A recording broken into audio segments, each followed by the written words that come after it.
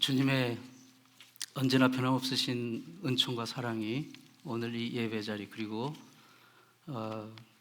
온라인 라이브 스트림으로 함께하고 계신 모든 분들에게 같이 하시기를 빕니다.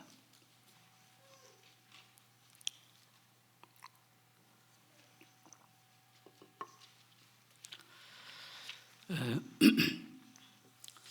2차 대전 때 영국 수상을 지낸 윈스턴 처칠은 중학교 때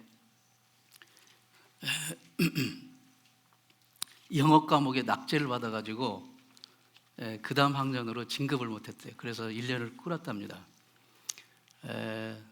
발명왕 토마스 에디슨은 어렸을 때 학교를 갔는데 적응을 못하고 지지나 열등하로 이렇게 평가를 받고 결국 학교에서 선생님이 데리고 가라고, 도저히 얘는 어떻게 가망이 없다고. 전쟁과 평화의 저자인 위대한 러시아의 문호 톨스토이는 대학교 때 수없이 많은 과목에 낙제를 받았다고 합니다. 헬렌 켈러 여사는 눈도 안 보이고 귀도 안 들리고 말도 못하는 그 삼중고의 그 정말 가장 큰 그 불행 가운데 그 인생을 출발을 하게 됩니다. 지금 아까 말한 분들이 다 그런 그 절망적인 상황으로 인생을 시작을 했던데 그들은 절망 앞에 무릎 꿇지 않았습니다. 누구도 그분들을 실패자라고 부르지 않습니다. 인류 역사의 위대한 업적을 남긴 그분들은 무엇보다도 소망이 절망을 이긴다는 것을 보여준 분들입니다. 사랑하는 성도 여러분, 지난 한 주간 동안 여러분의 삶 가운데 정말 절망스러울 만치 어둡고 괴롭고 힘든 그런 한 주간이 되셨습니까? 이 아침에 우리 주님의 음성을 들어보시기 바랍니다. 같이 한번 읽습니다. 예레미야 29장 11절 같이 한번 읽습니다. 시작. 나 여호와가 말하노라. 너희를 향한 나의 생각은 내가 아나니 재앙이 아니라 곧 평안이요 너희 장래의 소망을 주려 하는 생각이라. 하나님은 오늘도 저와 여러분에게 이 소망을 주기 원하십니다. 진정한 삶의 평안과 행복을 주기 원하십니다. 오늘 예배를 통하여 우리를 구원하신 구원의 하나님께 대한 소망이 다시 한번 새롭게 되는 그런 시간이 되기를 축원합니다. 오늘 읽으신 본문은 야곱이 오랜 이민 생활을 마치고 고향으로 돌아오는 장면을 기록하고 있습니다. 미국에 오래전에 이민 온 분들한테서 자주 듣는 얘기가 뭐냐면, 내가 이민 올 때는 이민 가방 하나 들고 왔다. 아무것도 없고 한 200불 정도 손에 쥐어지지 않고 이민 가방 하나 들고 왔었다는 얘기를 많이 들었습니다. 근데 야곱도 비슷했어요. 야곱이 고향을 떠날 때는 성경에 보면 지팡이 하나 갖고 갔다 그래요. 지팡이 하나, 아무것도 없이. 그런데 떠날 때는 이제 그 사연을 좀 아시지만 금방 갔다가 돌아오는 걸로 그렇게 생각을 했었는데 떠난 발걸음이 결국 20년이 되어버렸어요. 근데 그 20년 동안에 어쨌든 우여곡절을 겪고 정말 혀를 단신으로 떠나는데 큰 가족도 이제 생겼어요. 큰 가족도 거느리고 식솔도 생기고 그리고 엄청난 재산과 가축들도 이제 얻게 됐어요. 그러니까 말하자면 겉으로 보면 금이 환영하는 그런 모습이었습니다. 그런데 야곱이 고향을 떠날 때는 좋게 떠난 게 아니에요. 형하고 원수가 돼서 떠났어요. 그러니까 떠나게 된 것도 결국 형이 자기를 이제 죽이려고 하니까 그것을 피해서 떠난 겁니다. 왜 그랬냐면 아버지 이삭을 속여가지고 형의 축복권을 가로챘거든요. 일찍이 또 형의 장자권도 가로챘고. 그러니까 이 형 에서의 입장에 생각하면 이 야곱은 정말 같이 할 수 없는 그런 원수였습니다. 그러니까 이 철천지 원수가 돼가지고 떠나게 됐어요. 근데 이제 야곱은 어쨌든 물질적으로 이제 성공해서 돌아오는데 한 가지 걸리는 게 있어요. 결국 돌아오게 되면 누구를 대면해야 돼요? 에서를 대면해야 돼요. 근데 에서는 자기가 떠날 때도 죽이려고 했기 때문에 지금도 결국은 자기를 죽일 수 있다는 그런 그 공포, 두려움. 그런데 얘기를 듣자니까 이 에서가 400명을 데리고 온다는 거예요. 400명을. 여러분, 형이 20년 만에 동생을 만나는데 여러분 400명을 왜 데리고 옵니까? 에서는 여러분 잘 아시지만 사냥에 능한 사냥꾼, 싸움, 전쟁에 능한 자였어요. 들사람, 야인입니다. 그런 사람이 400명을 데리고 온다는 것은 그 400명 또한 정말 그 막강한 전투력을 가진 400명을 데리고서 어쩌겠다는 겁니까? 죽이겠다는 거죠. 없애겠다는 겁니다. 원수를 갚겠다는 거죠. 이 얘기를 들은 야곱은 마음이 무너져 내렸습니다. 내가 결국 피하고 싶은 그것을 내가 만날 때가 됐구나. 결국 그게 야복강 나루터였는데요. 거기에 도달해서 야곱은 인생 최대의 결심을 합니다. 영화 헤어질 결심이 있습니다만은 야곱도 여기서 일생일대 결심을 하게 돼요. 거기서 자기의 모든 그 정말 금쪽같이 아끼는 가족들과 모든 재산을 강을 건너서 보냅니다. 그리고 자기 혼자 남아요. 정말 두렵고 떨리고 어두운 절망의 밤이었어요. 그런데 이 밤에 야곱은 기적적으로 하나님의 축복의 약속을 받게 됩니다. 하나님을 만나는 거예요. 그 밤에 야곱은 그 어둡고 캄캄한 밤을 지나 찬란한 태양이 떠오르는 바로 브니엘의 새 아침을 맞이하게 됩니다. 우리는 약복강가에서 절망의 밤을 브니엘의 새 아침으로 만든 야곱의 결단을 생각해 보기 원합니다.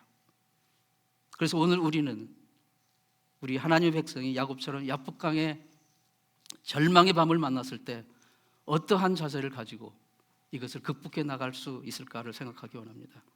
말씀을 듣는 저와 여러분에게 하나님의 거룩한 성령이 감동하셔서 절망의 밤이 밝은 분열의 소망의 아침으로 변화되는 비전을 갖게 되는 이 시간 되기를 축원합니다. 당시 야곱에는 2명의 아내와 그리고 또 다른 또 2명의 그 첩이 있어서 11명의 아들이 있었어요. 그리고 많은 식솔들, 많은 짐승, 많은 재산들이 있었습니다. 야곱은 이제 이 상황에서 이것들을 처음에는 형의 복수의 손에서 구하여내고자 별별 국리를 다 했을 것입니다. 다 하고 여러 가지 방법을 동원해 봤지만 결국은 안 된다는 거에 결론이 났어요. 안 된다, 이거는. 그리고 낙심하고 좌절했습니다. 사랑하는 성도 여러분, 우리가 재산이든 지위든 뭐든 지킬 게 있으면 그것들이 위협받을 때 우리가 염려하고 근심하고 두려움에 빠지는 거예요. 지킬 게 있을 때. 지켜야 할 것이 없다면 염려도 없습니다, 사실. 야곱이 이렇게까지 중대한 결심을 할 필요도 없었어요. 지킬 게 없다면. 야곱은 이 사실을 깨닫고 그 귀한 가족과 재산, 그 모든 것을 강 건너편으로 먼저 보내고, 즉 지켜야 할 것들을 다 내려놓습니다. 다 내려놓고 혼자 강 이편에 남는 거예요. 오늘 32장 22절로 24절 같이 한번 읽어보겠습니다. 시작. 밤에 일어나 두 아내와 두 여종과 11 아들을 인도하여 야복 나루를 건널세. 그들을 인도하여 시내를 건너며 그 소유도 건네고 야곱은 홀로 남았더니. 이제 야곱은 다 내려놨습니다. 죽으면 죽으리라. 자기가 지킬 수 없다는 것을 깨달았어요. 이것이 바로 하나님의 도우심을 이끌어내고 분열의 새 아침을 맞을 수 있었던 첫 번째 자세였어요. 우리가 가진 모든 것들이 우리의 삶을 지탱해주고 우리의 삶을 풍요롭게 해주는 것 맞습니다. 그러나 바로 그것들이 우리의 숨통을 조이고 그걸 지키려고 하니까 욕심을 부리게 되고 두려움의 밤, 염려의 밤, 절망의 밤을 맞이하게 되는 겁니다. 바로 그것들 때문에 우리는 본문의 야곱처럼 내 손에 쥔 것, 내가 아그려지는 것들, 이것을 강 건너편으로 보내어서 하나님의 손에 맡겨야 되는 거예요. 그리고 하나님 앞에 홀로 설 수 있는 용기와 결단을 가져야 됩니다. 어차피 우리가 인생에서 지금 누리고 있는 모든 것들은 단 하나도 영원히 우리가 가지고 갈 것이 하나도 없습니다. 정글에서 원숭이를 산채로 잡는 방법이 있다고 하지 않습니까? 나무나 상자 같은 데 조그만 이제 손목이 들어갈 말락한 그런 조그만 구멍을 뚫어가지고 그 안에다가 원숭이들이 좋아할 만한 음식이나 바나나 이런 것들을 이제 넣어두면 원숭이가 그것을 이제 집어넣어 손을 집어넣어서 딱 움켜쥐고는 빼려고 하면 그게 빠지지 않는 거예요. 커지니까. 그래가지고 원숭이를 산채로 잡는데 원숭이는 잡힐 때까지도 그 손을 놓지 않는다고 해요. 어리석게도. 결국 내려놓지 못하는 그 욕심 때문에 우리가 결국은 어떤 것의 노예가 되는 거예요. 염려와 걱정과 근심. 출애굽 광야 시대 때 발람이라는 선지자가 있었어요. 하나님의 선지자였는데 어느 날 이제 이스라엘 백성들이 광야를 통과해서 이제 가나안 땅으로 들어가는데 모압 땅을 지나가야 됩니다. 그러니까 모압 왕의 입장에서는 그게 두려운 거예요. 혹시 이스라엘 백성들이 자기들을 다 집어삼킬까 두려우니까 이 모압 왕 발락이 이제 엄청난 재물과 선물을 보내가지고 이 발람 선지자를 초청합니다. 왜 초청하냐면 와서 이스라엘을 저주하라고. 돈을 사서 선지자를 돈으로 사서 이스라엘 백성을 저주하라는 그 초청을 합니다. 여러분, 어떻게 하나님의 선지자가 하나님의 백성을 저주할 수 있습니까? 그런데도 발람은 물질에 욕심이 생겨서 뭐라고 대답했냐면 기도 한번 해보겠다고 얘기했어요. 기도를 한번 해보겠다고. 여러분, 기도할 게 따로 있지 어떻게 하나님의 선지자가 하나님의 백성을 저주해야 할까 말까를 놓고 기도를 한단 말입니까? 하나님은 이 욕심 많은 선지자의 행동과 기도를 들으시고 그래 가라 라고 허락을 해주셔요. 이 허락은 축복의 허락이 아니라 저주와 심판과 멸망의 허락이었습니다. 발람은 하나님이 허락하셨다고 좋아서 발락이 보낸 사신걸 따라서 갑니다. 결국은 그가 타고 가는 나귀가 말 못하는 나귀도 입을 열어서 이 발람을 책망합니다. 도중에. 그런데도 발람은 계속합니다. 결국 목적지에 가서 발락이 원하는 그 저주도 하지 못하고 결국은 발락의 미움을 받고 한 푼도 받지도 못하고 결국 나중에는 여호수아의 손에 죽임을 당하는 종말을 맞이하게 됩니다. 사랑하는 성도 여러분, 오늘 본문 이 절망의 밤을 맞이한 야곱이 내린 결단을 한번 생각해 보세요. 그가 그토록 지키고자 했던 가족과 재산, 그것을 자기가 어느 순간에 결국은 그게 자기 것이 아니라는 것, 자기가 지킬 수 없다는 것을 드디어 깨닫게 되고 그것을 다 내려놓고 그것을 하나님의 손에 맡기는 거예요. 하나님의 손에 맡기는 이 결단을 할 수 있기 바랍니다. 그러나 하나님께서 야곱에게 하셨듯이 야곱은 재산도 잃지 않고 가족도 잃지 않고 자기 목숨도 잃지 않았어요. 하나님께 맡겨드렸더니 오히려 보호를 받고 오히려 더 채워줌을 입는 그런 복을 받은 것입니다. 야곱이 손에 쥔 것을 다 내려놓고 강이편에 홀로 남아서 하나님을 대면할 마음의 준비를 하고 있을 때 하나님이 본격적으로 역사하기 시작하십니다. 하나님이 하나님의 사자를 야곱에게 보내어서 씨름을 청하셨어요. 본문 24절입니다. 같이 한번 읽습니다. 시작. 어떤 24절 말씀 그 전에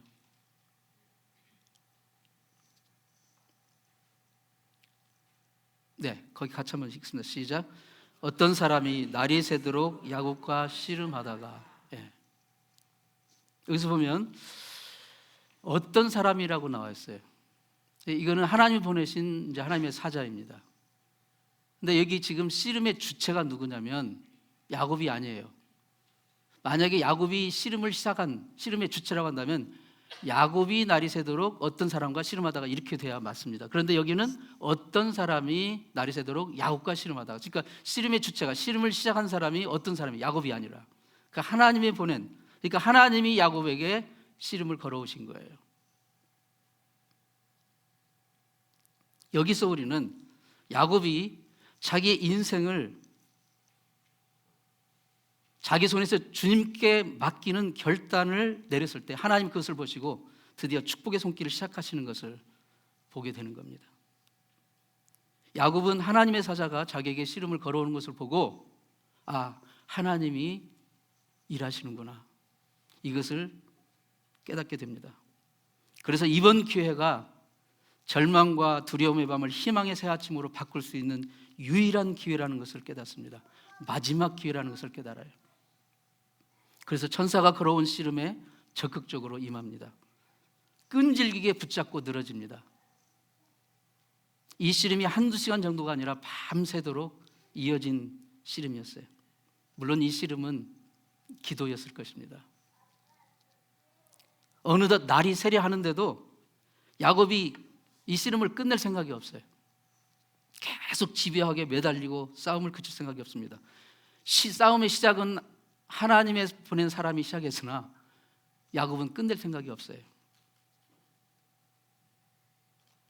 그 하나님의 사람이 야곱이 너무나도 완강한 것을 보고 환도뼈를 칩니다.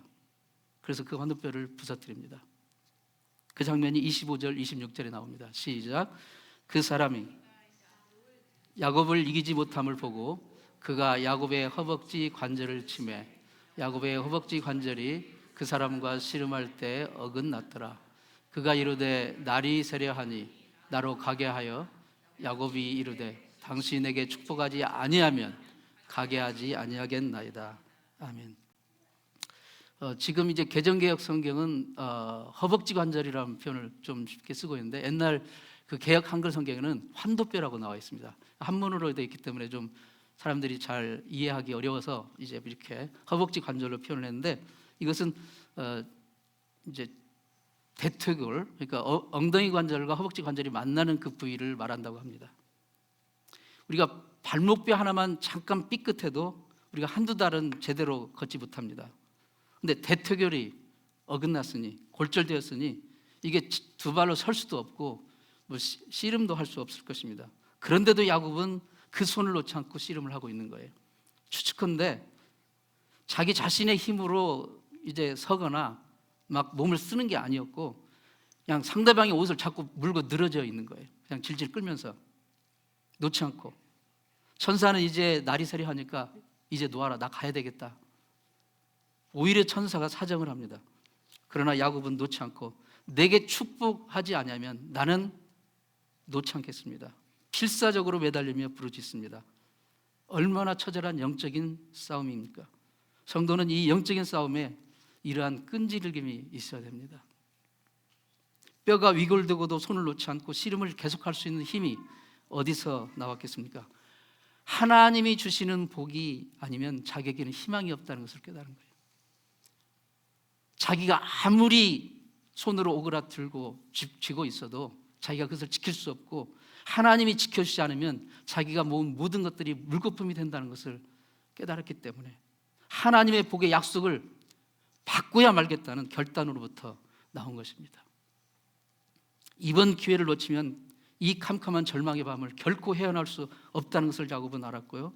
그 헤어나올 길은 바로 이 영적인 싸움밖에 없다는 것을 알았기 때문입니다.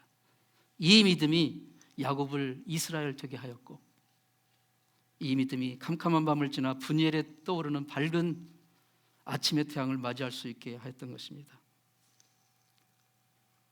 40일 후에 멸망당할 니느웨 백성들이 요나 선지자가 회개하라 하는 그 외침 소리를 듣고 왕으로부터 시작하여 어린아이까지 온 백성이 잿더미 위에 앉아서 금식하며 회개했을 때 그 니느웨 성이 극적으로 구원을 받았습니다. 2차 대전 때 그 막강한 독일 그 압도적인 그 독일군의 위세로 영국군이 결국은 후퇴를 철수를 할 수밖에 없는 상황이었는데 이제 프랑스에서 영국으로 가려면 도보 해협이라는 해협을 건너야 되는데 건너기 직전에 이제 독일군이 거의 물고 온 거예요. 그러니까 그대로 이제 이 해협을 빨리 건너지 못하면 영국군은 다 몰살할 그 위기에 처해 있었습니다.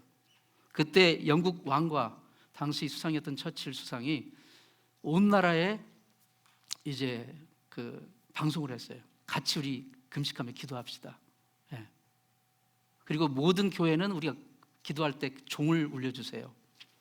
그렇게 하나님의 도우심을 구하면서 기도했을 때 정말 하나님이 극적인 역사를 만들어 주셨는데 그 독일군이 주둔하고 있는 그 지역에는 엄청난 홍수 같은 그 이 비가 내려가지고 쏟아 내려가지고 도저히 군대를 한 발짝도 움직일 수 없는 그런 상황을 만들어 놓고 도보 해협에서 건너려는 영국 그 군이 주둔한 거기에는 햇빛이 짱짱하게 내리쳐가지고 단 한 명도 손실이 없이 무사히 철수할 수 있도록 해주신 거예요. 아수르군 18만 5천 명이 유다를 쳐들어왔습니다. 이대로라면 유다는 이제 풍전등화입니다.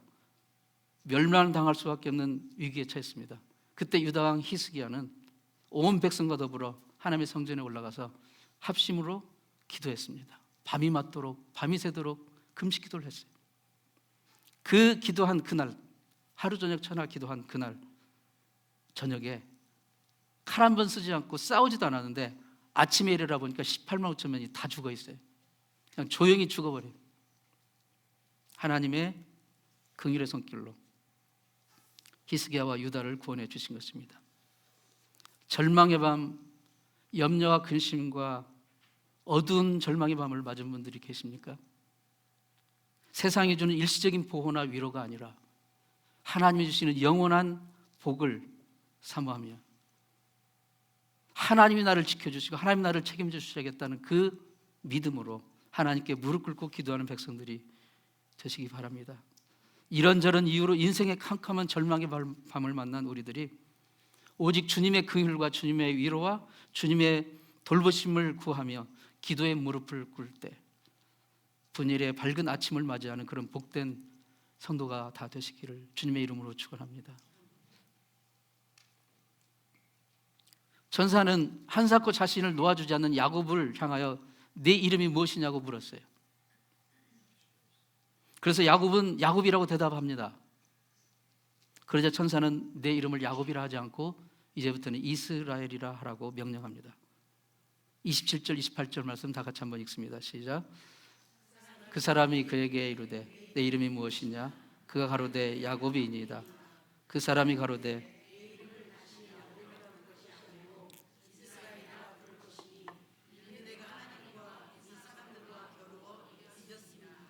아멘.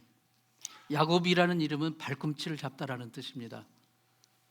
지금까지 야곱은 남의 발꿈치를 잡는 인생을 사는 거예요. 형의 발꿈치를 잡아 넘어뜨리고 형의 축복을 가로챕니다. 말하자면 남의 불행이 나의 축복, 남의 불행이 나의 행복이라는 그런 인생을 산 겁니다. 그런데 이제 더 이상 야곱이라는 이름으로 살지 말고 이스라엘로 살아라.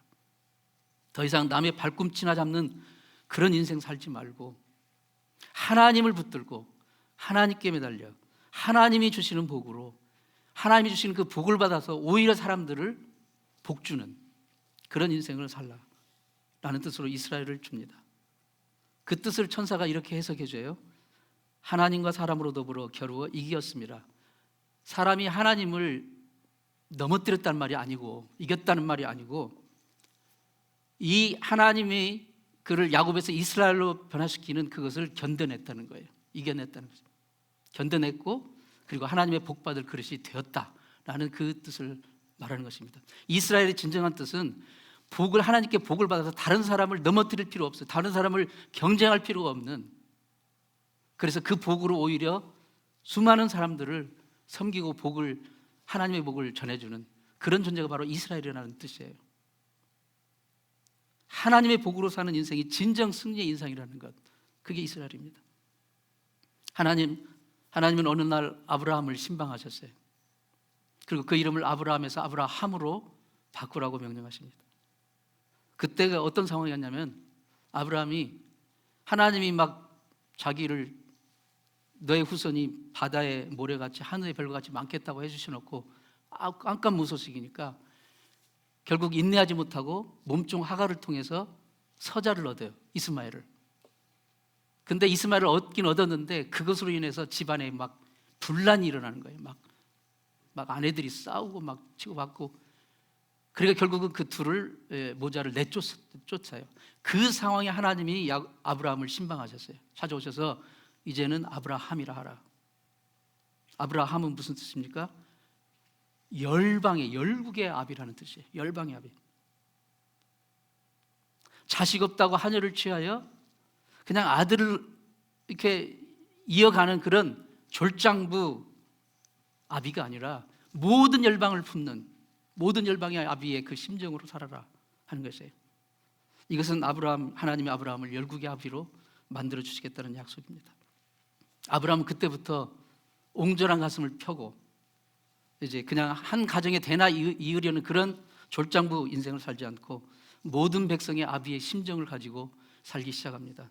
남모르는 나그네를 대접하고 주변의 백성들을 극진히 섬깁니다. 어느 날 낯선 나그네 3명을 물론 하나님 보내신 천사였지만 그 알지 못하고 극진히 대접합니다. 그렇게 하니까 하나님은 아브라함에게 하나님이 하시려는 일을 미리 알려주시는 축복을 누리게 해주십니다. 예수 안에서 주님의 뜻 안에서 야곱에서 이스라엘로 바뀌었듯이 우리의 인생의 관점을 새롭게 해야 됩니다. 하나님의 복을 받아 하나님의 복으로 오히려 주변을 섬기는, 오히려 주변에 하나님의 복이 흘러 넘치도록 하는 그런 인생을 사는 것. 정말 칠흑 같은 어둠에 절망의 밤을 닥친 우리에게 주시는 하나님의 음성입니다. 나 혼자만 먹고 사는데 급급한 인생이 아니라 주변과 열방을 주님의 그 사랑으로, 주님의 구원의 은총으로 섬길 수 있는 그 이스라엘의 축복을 우리로 받을 수 있는 그릇이 되게 하라는 것입니다. 야곱은 자신이 천사와 씨름하여 마침내 하나님의 축복을 받아낸 그 장소를 브니엘이라고 이름합니다. 브니엘. 원래 그곳은 야복강 나루터 근처였어요. 그냥 평범한 빈 들이었어요. 이름도 없었어요. 그러나 야곱에게 그곳은 더 이상 평범한 곳이 아닙니다. 거기서 하나님의 축복의 약속을 받은 곳이기 때문에, 거기서 야곱이 이스라엘로 인생의 관점이 바뀐 곳이기 때문에 야곱에게 그곳은 더 이상 그냥 평범한 나루터가 아니라 브니엘이 되었습니다. 브니엘은 하나님의 얼굴이라는 뜻입니다. 하나님의 얼굴을 배웠다라는 것이에요. 인생의 최대의 생과 사의 그 갈림길에서 인생의 운명을 걸고 천사와 씨름한 것을 야곱은 하나님의 얼굴을 배운 것으로 해석을 한 거예요. 불과 몇 시간 전까지만 해도 그것은 형 에서의 복수의 칼에 의해 온 가족이 죽임을 당할지도 모르는 죽음의 땅, 심판의 땅, 저주의 땅, 절망의 땅이었지만 이제 하나님의 축복의 약속을 받고 보니 그게 아무것도 두렵지 않은 거예요. 새 희망의 브니엘의 새 아침의 땅이 된 것입니다. 그게 브니엘의 의미입니다. 본문 마지막 절 31절은 그 장면을 이렇게 묘사하고 있습니다. 우리 한국 사람들이 가장 많이 보고 있는 한국어 개역 성경은 이렇게 번역을 하고 있어요. 그가 브니엘을 지날 때 해가 돋았고 그의 허벅다리로 말미암아 절었더라. 이게 우리 오늘 이제 그 주보에도 나오고 있는 개역개정 성경인데, 근데 히브리어 원문 본문을 보게 되면 이렇게 말하고 있어요. 해가 떠 올라가지고 야곱에게 비추었다. 그렇게 원문은 나와 있어요. 네. 그러니까 해가 그냥 아침이 돼서 해가 떴더라 이렇게 지금 한글 개역 성경은 그렇게 해서 그냥 객관적으로 그냥 무미건조하게 해가 아침이 돼서 해가 떴다 이런 표현으로 이게 느껴지는데, 원문을 보면 해가 떠 올라가지고 야곱을 비췄다 그렇게 표현을 하고 있습니다. 그래서 한글 새번역 성경은 비교적 원문에 충실하게 이렇게 설명을 하고 있어요. 그가 브니엘을 지날 때 해가 솟아올라서 야곱을 비추었다 이렇게 표현을 하고 있습니다. 저는 이 부분에 있어서만큼은 이 새번역 성경이 아주 탁월한 번역이라고 생각합니다. 아침 해가 떠올라 그 찬란한 빛을 야곱에게 비춰진 거예요. 마치 영화를 보면 마지막 장면에 주인공을 탁 맡은 스포트라이트를 하잖아요. 그 장면이에요. 그러니까 해가 그냥 늘상 하던 일처럼 해가 떠서 아침이 되고 해가 뜨고 가는 게 아니라 마치 야곱을 위해서 해가 뜬 것처럼 야곱을 위해서 야곱에게 비춰주는, 야곱은 지난 극심한 절망의 밤을 지나갔잖아요. 그런데 이제 해가 떠올라서 그를 비춘 거예요. 이게 주는 메시지가 있습니다. 이게 뭐예요? 야곱이 이제 어두운 절망의 밤을 극복한 거예요. 지나간 겁니다. 그리고 마침내 하나님의 약속을 마침내 받아낸 거예요. 하나님의 축복의 약속을 받아낸 겁니다. 그리고 이제 밝은 소망의 삶이 시작된다는 것을 이 메시지를 통해서 보여주는 겁니다. 사랑하는 성도 여러분, 지금 여러분의 삶의 현실이 약복강 나루토의 야곱처럼 캄캄한 밤, 절망의 밤과 같은 그런 시간으로 느껴지십니까? 이때야말로 하나님을 대면할 때입니다. 이때야말로 하나님의 얼굴을 배워야 될 때예요. 이때야말로 내가 인간적으로 지키려고 했던, 그래서 그것이 오히려 나를 숨통지게 하고 염려하게 하고 우리로 하여금 절망케 했던 그것들을 내려놓고 내 있는 모습 그대로 홀로 주님 앞에 대면하는 그 용기를 발휘해야 될 때입니다. 그러면 그 절망의 밤이 찬란한 해가 떠올라 우리에게 비추는 분열의 아침으로 변화되는 그런 역사가 일어나게 될 것입니다. 자기 힘으로 지키려 했던 모든 인간적인 집착과 수단과 방법을 다 내려놓고 인생의 앞날을 전능하신 하나님의 손에 맡기고, 세상이 주는 일시적인 위로나 일시적인 문제 해결이 아니라 전능하신 하나님이 주시는 영원한 위로와 그 하나님의 복으로 살겠노라 결단할 수 있는 여러분 되시길 바랍니다. 하나님의 그 보호하심의 응답을 받을 때까지 기도로서 영적인 씨는 끝까지 뼈가 부러지는 한이 있어도, 다리가 저는 한이 있어도 끝까지 놓지 않는 그 견고한 믿음의 씨름을 계속할 수 있기 바랍니다. 이름을 바꾸듯 주 안에서 삶의 관점을 새롭게 해서 이스라엘이라는 이름으로 이웃과 열방을 하나님의 복을 흐르게 하는 그러한 삶을 사는 희망의 분열의 새 아침을 맞이하시게 되는 저 여러분 되시길 진심으로 축원합니다. 기도하겠습니다.